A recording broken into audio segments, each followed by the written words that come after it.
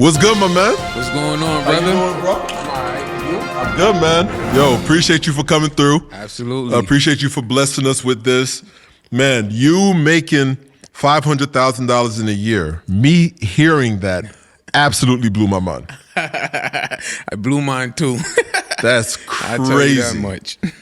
Listen, man. So before we even get into how you did this, why did you leave corporate America? What made you decide that you didn't want to work for people? It's quite of a long story. It's just that growing up, I always felt like I was a controlling freak, so to speak, and I didn't really want anybody to really dictate, what I make and how I make it. And then on top of that too, I always thought like if I had a family, I really wanted to spend time with my family. So for the most part, growing up, I always said, if I'm gonna do something, I want to create my own destiny. So what jobs did you work previously? I had 3 jobs in my life. I worked at Dunkin' Donuts, which was not because of me. My mother went to an owner one time because I was in the streets, and then she went and told the owner, my son needs a job and I'm gonna have him come in. Could you give it to him? And just like that, she kept forcing me at home, like I gotta go in. And to make her happy, I ended up going in, got the job. I went to work with Prada's on, Gucci belt. The guy told me I was late. 3 days later, I quit. My mom was furious. I said, yo, why is this guy talking to me like he's above me? And mind you, he's my boss. He was above me technically, but I felt like I was fly to him. Yeah. So I quit I think it was 3 or 4 days later. I don't even think I got my first paycheck. That's wild. And then after that, I worked with some kids as a counselor at a school in Brooklyn. And then that one I actually kept on, but I ended up leaving that job because I found something better. Because at that time I started selling T-shirts. I was making T-shirts. That's when I entered the entrepreneur world. All right, that's cool. So tell me, why detailing? Why did you choose detailing? Detailing came about in a form of, I want to say desperation. While I was in PA, I got married, ended up moving to Pennsylvania. I had my daughter. And then it was basically tough to find work. And I was trying to just do everything to hustle out there to kind of like build income. My wife was always working, and it was not working out because I was new to the state. So I'm like, yo, you know what? I like my cars clean. I like to clean my cars. I'm from a car race crew. Like a lot of my friends back in New York, racers. And one of my mans, he had a detail shop. And then from him having a detail shop, another one of my mans, which is actually Melody's godfather, he ended up building a detail shop with somebody else who's now like my closest friend. Like the same way me and you are brothers, he's my brother, my man Kess. And they had a detail shop, and I was always around. And I always had I had a Benz back then too as well. And I used to take it to them, get it cleaned up. They always got me right. And then when I moved to PA, I needed something to do money-wise. So I'm like, I saw a lack of detailing centers. There was a bunch of car washes, and those kind of mess up your cars. And I didn't take my car there. I would wash my car myself. And then my neighbors, I would do their cars. And then I'm like, this could be something I can make money off of. There go my mentality again of being a boss. I'm like, all right, I'm gonna do this. So I went full blown. Usually most people would start their detailing business with about $1,000 or something small. I hustled up and was able to accumulate $25,000 and opened up a shop. First go around, opened up a shop. Wow. No hesitation, no starting, no training, no nothing. Just what I would do to my car is what I would do to a client's car. And that's what got me into detailing, so to speak. So $25,000 for you to actually get a shop? I would say, yeah, shop, equipment, marketing. Those were like 3 expenses that really got the $25,000. So the shop alone was about, I think it was $1,700 or $1,800 a month. But to move in, they wanted 3 payments.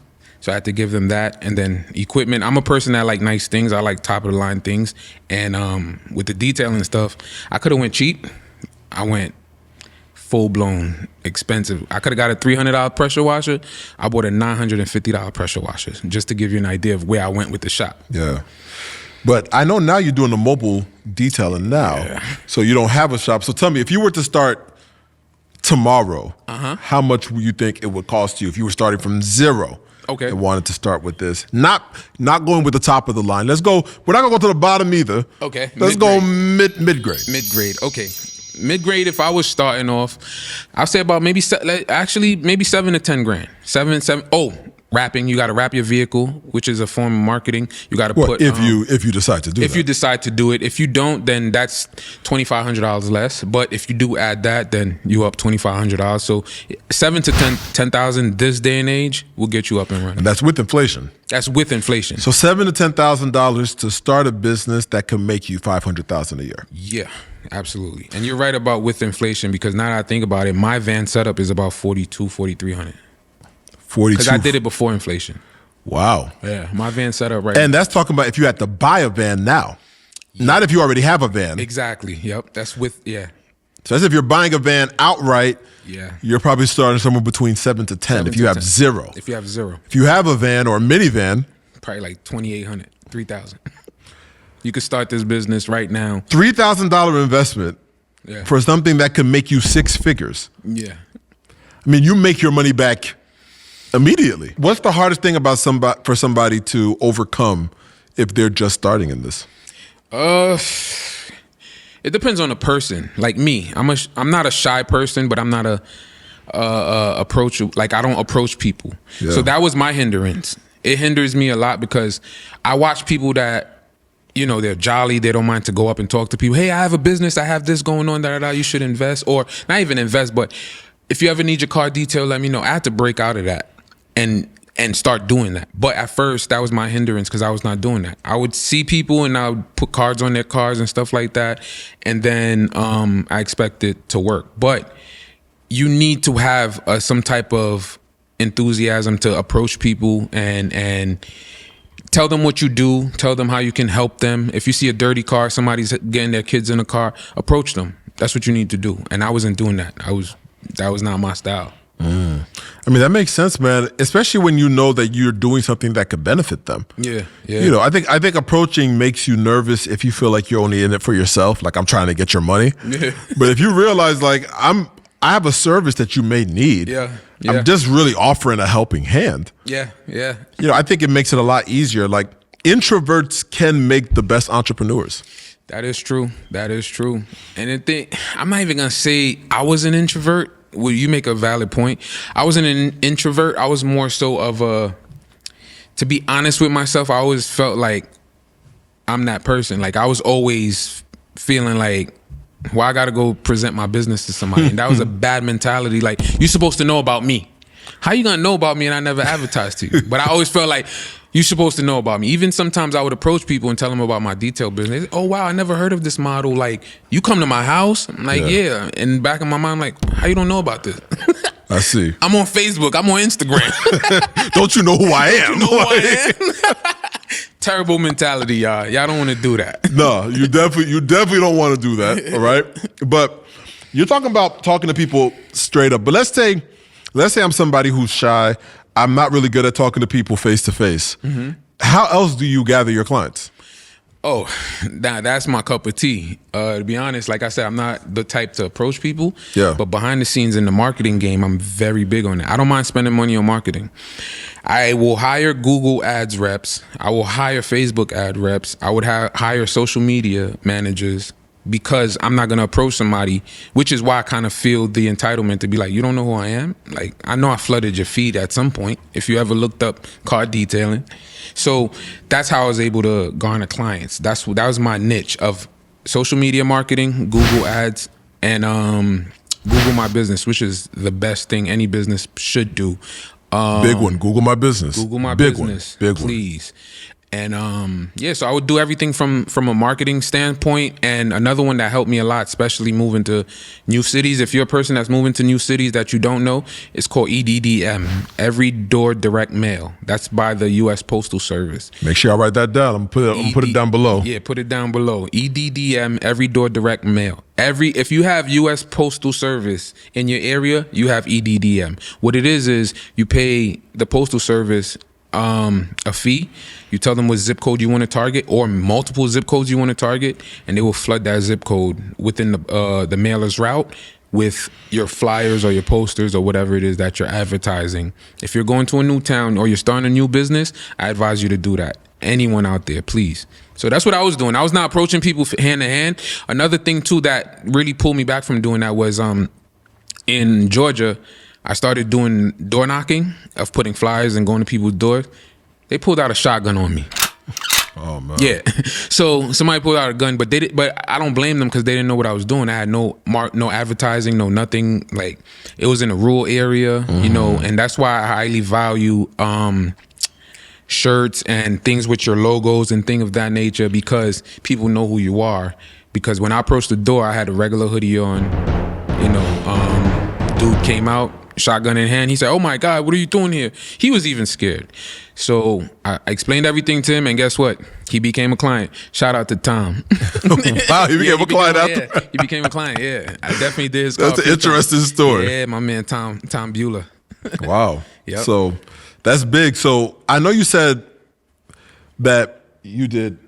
I'm so sorry. It looks like the call that we were supposed to be on. They're trying to call us now.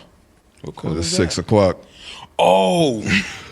Oh Lord. All right, let's try to join real quick. Yeah.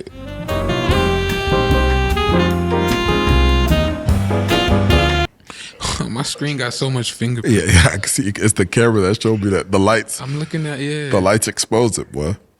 But who's touching there? It's not touchscreen. It's probably just barely, you know, little things. Kids. It's probably from when I'm closing it. Yeah, too. yeah. Man, you know, church business. We both are part of a board at our church. We both volunteer. That's a big thing too. If you want to be successful, volunteer. Do things that are bigger than yourself. Volunteer at charities, churches, hospitals, whatever you can do, but be of service to people. Because if all you're about is how you can make money and how you can do for yourself, I promise you, you know, that puts out bad karma, right? Like, that just puts out bad energy in the universe. I think it's more important for you to give. And if you're the only person successful and you're never trying to help other people, Oh yeah. if you fail, if I'm broke tomorrow, I can hit up my guy and say, "Hey man, I'm going through it. Can you help me out?" But if I'm the only one successful, who's gonna help me? Yeah, that's true. Exactly. They always say that you want to go far, go by yourself. I mean, you want to go fast, go by yourself. You Yep. want to go far, Go with somebody else. With somebody else. Yes, sir. You need a team. So we're gonna go ahead and get right back into it. So, tell me, the first couple of months that you went through, we got into this detailing. What was that like? Was it nerve-wracking? Did you not know if you were gonna succeed? Did you always know you were gonna succeed? Like, what did that look like? Good question. I kind of felt like I was gonna be the biggest, and because that's how I go into things. I don't go into things thinking that I'm gonna fail, because that's a bad mentality. So I always go into things thinking that I'm gonna be successful and I'm going to make it. But now here's the reality check. I failed. I failed, but it was a couple months. But it was because, one, the shop that I was renting was in a poor location. Not poor as far as financials. It was poor location because it was like at a dead end of a train of a railroad. So most people that have nice cars will not even come there because you'll get rail dust by the time you leave my shop. It was low visibility, no foot traffic at all. So that was a hurdle. But yeah, it gave me a reality check. Like, this ain't gonna work. So I had to make it work. Wow. Yeah. How did you overcome that? By overcoming that was marketing. I had to get. I started learning about Google My Business. I put the business on Google My Business because at first I was doing word of mouth. I was doing the flyers thing, cards on cars. It was not bringing people to me. But when I did Google My Business, I was popping up on people's feeds, I guess, within the algorithm, because they're in the area and they're searching car washes or detailing or whatever the case may be. Let's say, you know, they take their kids to baseball. Baseball was big where I was at. Yeah. And their cars would be stained. They was looking for somewhere that could shampoo. I had all these keywords in my Google My Business. Another thing, keywords. Make sure you find your keywords and enter that into your search. And that's what got people in the door. And How you find your keywords? High level. I'm gonna give y'all a hack. Go to your competition's page. See what they're putting. See what they're posting, see what they're saying, see how they advertise their business, and just jack that. Because you gotta understand, and there's nothing new under the sun. So everything's there for you as a blueprint. Why not use it? So I was going to other detailers that was making money, that had traction, that was there before me, and look at what keywords they were putting: auto detailing, car detailing, shampooing, ceramic coating.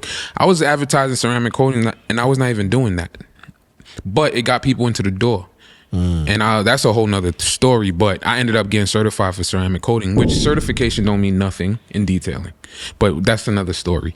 But so I was grabbing their keywords, and that helped me add traction to my what I had going on. And then another thing too, I would get the highest detailer's price, and then I'll get the cheapest detailer price, and then I put myself right in the middle. I've never changed my prices from when I've locked in that method of thinking. Wow. I've never changed my prices. Even though I moved to Georgia, where it's a different cost of living, I could have adjusted. I didn't adjust because people will pay that fee because they need it, one, and two, I'm right in the middle no matter where I'm at.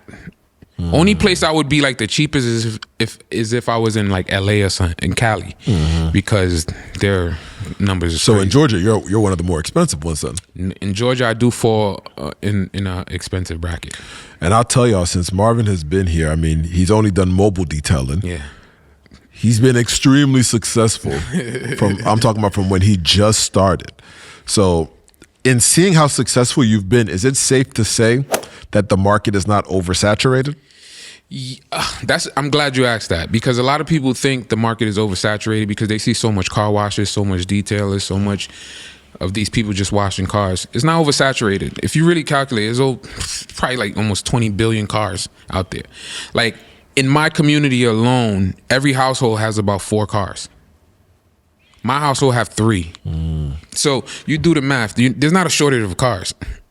There's a shortage of getting in front of your clients. That's the shortage. A lot of people don't know how to advertise and get in front of the people that they want to target. And then a lot of people too want to keep up with the Joneses. I never was the type to go after, I want to do Ferraris only. I want to do the Lambos only. In a whole zip code, if you're in a predominantly wealthy zip code, you might find maybe 2 Ferraris, 2 Lamborghinis. So why are you targeting those type of people? I want the mom and pops. I want the people that's in the everyday cars, the people that actually drive their cars and it gets dirty. Somebody that has a Lambo might drive it on Sunday every month. Yeah. Once a month. He's not gonna, and 9 times out of 10, those type of people also wash their own cars. I'm not targeting those type of people. So I target the mom and pops, the people that take their kids to baseball practice, as I was saying, because they're the ones that's going to always want their cars washed, and they will pay the premium for that type of service. Nice. So that's a big thing. It's not overly saturated. And that's something that is really big what you said. People think things are overly saturated, but you have to ask yourself, is there still a client base? Yeah. If there is still a client base, then there is room for your business. Yeah. If there are people who are going without, or people who are going somewhere that they don't necessarily want to go. Yeah. You had a successful business in Pennsylvania, you came to Georgia, you didn't care if it was saturated or not saturated, you were still able to build it here. Yep. And that's the big thing. It's all about the mentality and going after the things that you actually want. Yep. So tell me this. So let's do the blueprint now, because I know there's somebody watching now and they're saying, okay, I want to do this. Where do I start? Okay. Week 1.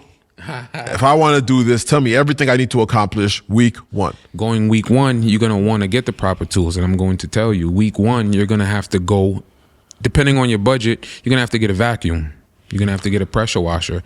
And I'm not going to tell you to be hell-bent on getting a generator and stuff like that into your mobile unit, because in Georgia, most people have a water source, and oftentimes they'll let you use their electricity. So week 1, you want to get into this, go out, get you a vacuum, get you a vehicle, get you 2 buckets, one for wheels, one for the soap for the car, for the actual body of the car. Some people do 2-bucket method. I don't really do it. You want to get some brushes, because you're going to be cleaning cup holders. Get microfiber towels, BJ's, Costco's. Those are your friends. Yeah, there's details, suppliers that sell these things, and they're going to brag about their 350 GSMs. Don't worry about none of that. Go to Costco's and BJ's. You're starting out. You're going to make tons of money with they're giving you about 48 towels for, like, I think it's $20 or something like that. And you want to kind of, if you see there's traction and you're building traction and things are working out for you in that nature, go get it. Make sure you incorporate your business, whether you're gonna make it LLC or S corp, however you feel. Do your research on those entities and see which one you want to go with. And then after that, get insurance. You're working on people's cars. These are people. A car is someone's first or sometimes second investment.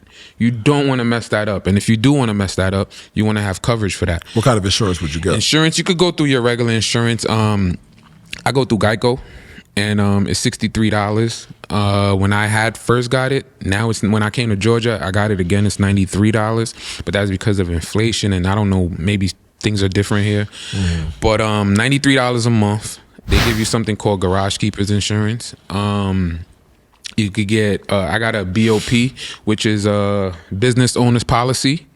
You get the BOP policy, and then under that you have a Garage Keepers Insurance. So if you damage somebody's property or their vehicle, insurance will cover that. If you damage your own vehicle, they will cover you as well. You could get within $250,000 to $1 million policy. Nice. So make sure you're covered, guys, because you're working on people's prized possessions. Nice. And we'll post the link below of all the things to make it easy for you so you can know what you need to get. And if you go through it, you'll be able to get everything to get started with it. Yep. What does your day-to-day look like? Okay. So day-to-day as an automobile detailer, what does that look like? And I look at my calendar and see what I got going on for the day. 9 times out of 10, I already know from the night before, but I like to look at it again because people cancel. So clients are able to just automatically book without reaching out to you. They're just able to book. Oh, yeah. Put it on the calendar. Yeah. You keep following this channel. We're going to give you pure game about this. I'm going to give you step-by-step ways on how to automate your system, which is a word I just learned today too. You can automate it, which is what I realize I have. So I have a website, I have Instagram, social media, but I have a physical website where it has a booking system in it. It's embedded in it, and clients will go on ondemandautodetail.com. You go to booking or my services, you'll see everything. And I write everything in layman's terms so people can understand exactly what they're getting. And they book, they choose select a package. I also disclose my packages. A lot of detailers don't, and y'all wrong for that. But I disclose my packages because I want people to know exactly what to expect, because some of these people are mothers, they're single mothers. Times is hard. They want to know what they're spending and what they're getting. So when you don't disclose your prices and you wait till they bring the car in or you go see the car, then you hit them with $400, they're like, whoa, I didn't expect this. You wasted gas, you wasted your time. It's pointless. So you want to be transparent and upfront off rip. So I do that. I have that in my website. They can book from there. I get an alert. They get an alert. Thank you for booking with On Demand Auto Detail. Your booking has been verified. If I okay it, because if I don't have anything else going, I have to okay it. Now, from that step, you will get the day before your detail, you get a text message saying, tomorrow you're getting your car detail. Please empty out your vehicle of all personal belongings, weapons, or any car seats that you do not want cleaned. Because we are spraying chemicals, there's kids. Some of these things could be caustic, and you don't want that to, some kids might have eczema, psoriasis. You don't want these things to affect them. I do use a lot of eco-friendly stuff, but if you have a car that has vomit, I got to get busy. So, so from my website, people will book, and I'll see that throughout the day. The day of the detail, I'll set that up. I fill up my water tank with as much water as I need for the cars that I'm doing. Now I kind of know exactly how much water I need because I've done this so long. If I got to refill chemicals, I'll do that the day of too. Some people say to do it the night before. I kind of don't. I don't know why, but I'll do it the day of. And then I jump in my van and I roll out to the first detail. How many clients do you typically see a day? Good question. I used to hammer myself. That's how I made the 500,000, which I know you guys want to know. But I used to hammer myself by doing about 6 to 7 cars a day. Now I'm max out at 3-4. Max out. And if you do 3-4, let's say you do 4 in a day. How much money is that? 4 in a day is about, I want to say almost 800. Cause I charge $250 per detail. I stick to like the 3 because I know that's a guaranteed $750. So when I do it that way, it kind of it don't kill me. Detailing is very backbreaking. It's very deliberate. Like I forgot that word, but it can affect you in the long run. I hear detailers that detail for 20 years. I don't know how by themselves. I don't know how they do it. More power to you. But as for me, Yeah, 3 cars is my. That's where I feel like if I go home, I could still, play with my kids, chill, get on the computer, do something. Me and my wife could still go out to eat, and I'm not beat. Because when I used to do the 6-7 cars, I used to come home. Sometimes I don't even go home. I'll go to a massage parlor and get a massage. My wife had a membership with a company. If they're not paying, I'm not gonna name them. But she had basically a monthly plan with them, and she paid them per month. I used to use it all the time to get a massage because my body was hurting. 7 cars, 3-4 hours per car is killing. You do the math, and with the 3 cars per day, I'm done by the time my kids get out of school. That's another thing. So how long does it take you to detail? Roughly my average detail that most people book is my full detail. That's $250. That takes me about 2.5 hours. I'm not gonna have you guys thinking that that's what it is, because I have a lot of tools that allows me to be that efficient. You know what I'm saying? That's why sometimes some of my clients say, your website said this will take 3.5 hours. How come you was done in 1.5 hours or 2 hours? I'm like, to be real with you, there's a saying that you're not paying me, for the hours that I'm here. You're paying me for the 10 years it took me to build the experience that got me to knock out your car in 1 to 2 hours.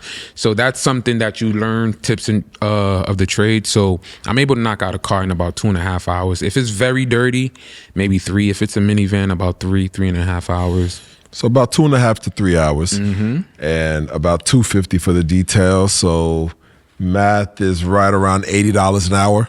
Yeah, just about that. About $80 an hour. And what is your overhead on a monthly basis? Now that I'm mobile, you guys that got crazy overheads, please don't get mad. My overhead for the month, let's not count the vehicle, car insurance, and just chemicals, it will be about maybe $20. Now, if we want to add the insurance, you want to add the vehicle. I don't have any lease or finance on my cars. So we're going to add insurance, car insurance, business insurance. I'm at about, and fuel. And in a month, I want to say fuel probably would be the most expensive. About, let's say $80 per fill up. Yeah, $80 per fill up. And for the total of everything, I'm at maybe about $300 for the month, without counting fuel. My overhead is about $300 per month.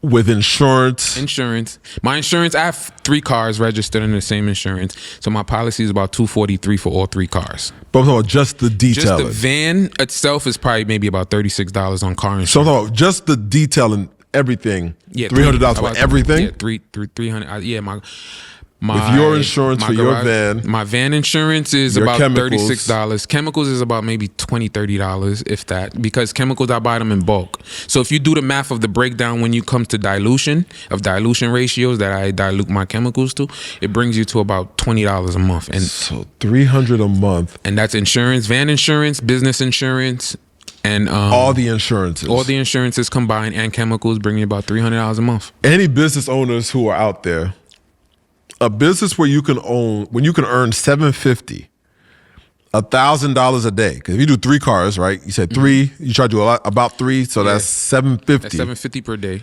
I have some numbers here with that too. Let me give it to you. So yeah, about three vehicles per day. That brings me to $750 per day. You times that by the month, that brings you $19,500. Times that, and I work about 26 days in the month, just to let y'all know. And you multiply that for the year, it's $234,000. And the money ticket, which is what we were talking about, I didn't want to jump to conclusions, but that's how I got to the $500,000. So during COVID, I had that by myself, $234,000, but I had 2 vans. Each of those vans was doing the same thing. Brought me to $504,000 that year. Wow. Yeah. So if you're just doing this by yourself, if somebody somebody just started right now, if they just want $100,000 for the year, yeah, they could do it.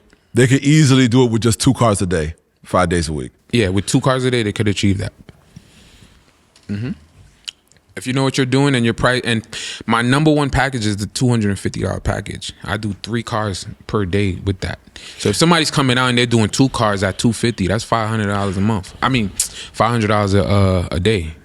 The average person don't make that in a 9 to 5. And I take about let's say 3 hour work time. So that's 6 hours in your day. You make $500. If you go work your regular job, you may not make $600 in the 8-hour shift. You know what I mean? So. And this is without a degree. Yeah, no degree, no nothing. So what do you need? Do you need any certifications, any degrees to get this started? These super detailers will tell you that you need to be IDA certified or ceramic coating certified. No, get money. Stop worrying about the certifications, because these schools will charge you $2,000-$3,000, and they're not really showing you how to make $2,000-$3,000. They just want to make sure that you get that little certificate and you paid them that money. So they're basically making money off of people that don't have street smarts. I know how to get money because I've been in the streets. I know how to hustle. I know how to make things move. So for me to give you $2,000-$3,000, you need to be plugging me in with clients, because at the end of the day, that's all I'm worried about. I'm worried about clients. And anything that I do in the detailing space, if I'm going to get knowledge for something, that's if I really don't know anything about it. Like, I would pay somebody to teach me marketing. Another thing for detail, if you get into detailing and you want to get certified, go get certified from a marketer. Learn the market, because you're gonna go to get these certifications. It's not really teaching you much. Now, if you want to be a ceramic coating specialist, I would say get certified for that, because that's very dangerous, because you can burn people's paint. You could damage somebody's vehicle. I'm not gonna tell you to get certified and pay me $3,000 to teach you how to vacuum a car. That makes no sense. And we in the world where now YouTube is basically a search engine. You can Google how to, detail a car. That's what I did. Another thing, I learned all of this off of YouTube. Shout out to you. I'm making all this money off of YouTube. You know what I'm saying? I didn't do 4 years in school for this. You know what I mean? I didn't do any training. You could do it if you put your mind to it. And I did it in 2 states. That's how I know that I'm credible. And, trust me if you want to, but I did it in the first state that I don't know nobody. And I'm from Brooklyn, New York. I could have popped my business off in Brooklyn, New York, and been the biggest detailer there, because I see what I did in states that I don't know nobody. Yeah. I moved to Georgia, and within 3 months, same thing. You know what I mean? So if I have proof of concept, which is another business term that makes investors, I don't have no investors, but it makes investors tick, and it makes people trust you. I've done it twice. Out the blue or out the unknown. So you just got to make it work. Man, Marv, thank you for all the info. Marv, you gave a lot. And listen, he has his own YouTube channel. Yes, sir. So again, the same way that he learned this on YouTube, you can learn the intricacies, how he got his scheduling done, proof of concept, business plans, how to actually detail. Yes. But listen, you guys, there is money out there that can be made. Don't let people make you feel like, you have to go this traditional route. Yes, maybe you have another job and you just do this as a side hustle. That's facts. Right? And you just do 2 cars a week. That's facts. And you make $500. I'm going to give you a gem too. Sorry to cut you off. One of my, a young boy of mine, he was basically working with me back in PA, young dude. And he literally did this on the weekends in his neighborhood. And he did this on the weekend. And when he came to work for me, he would make what he made on the weekends. When he come to work for me, he'll make that for the week. But he don't mind doing that because he's learning. But when he goes home, he's finished by Thursday. So he'll do Friday, Saturday, Sunday. He didn't go to church or anything like that. And he'll do Thursday, Friday, Saturday. And I paid him like $900 a week. Well, from Monday to Wednesday, I paid him $900. And he'll make that $900 like on Saturday. That's crazy. Young boy. Yep. You could take a Saturday morning. Yep. And just on that Saturday, add an extra $750. Yep. To your pay. Yeah, absolutely. So again, I wanted to drop these gems. Marv, we appreciate you. Thank you. Thank you for dropping it. This is free game. Absolutely. Listen, please, in the comments below, if you have any other ideas of any other side hustles, if you enjoyed this, please leave a comment down below. Let us know how you enjoyed this. And please, Marv's channel is showing up right here. Subscribe to his channel. Learn some of this information. Respect the detailer. That's the name of the channel. Respect the detailer. Respect the detailer. All right, he's putting on free game because our people need to know. And please, if there's anybody else you know who could be going through any type of financial turmoil, maybe they don't like what they're doing, maybe they're looking for direction, maybe they just want to grind for 1 year and get an extra $100,000, $200,000 to see if they can save for a new home, right, to combat inflation. This is a great idea. I'm gonna be bringing a lot more content, a lot more side hustles, a lot more great people I have to interview, but I hope you enjoyed the interview. And again, thank you for joining. This is AV Speaks, Instagram at AV Speaks. Make sure you give me a follow. I drop gems there all the time. But thank you again, Marv. Absolutely. And Marv's, and please check out On Demand. On Demand Auto Detail. That's on all platforms. And the YouTube channel's coming. It's Respect the Detailer. Respect spelled regular, D-A, and then Detailer, D-E-T-A-I-L-E-R. All right, you guys. Thank you again. Appreciate you, bro. Peace. Yes, sir. Man, that was awesome. Yeah, man, we did it. Bro.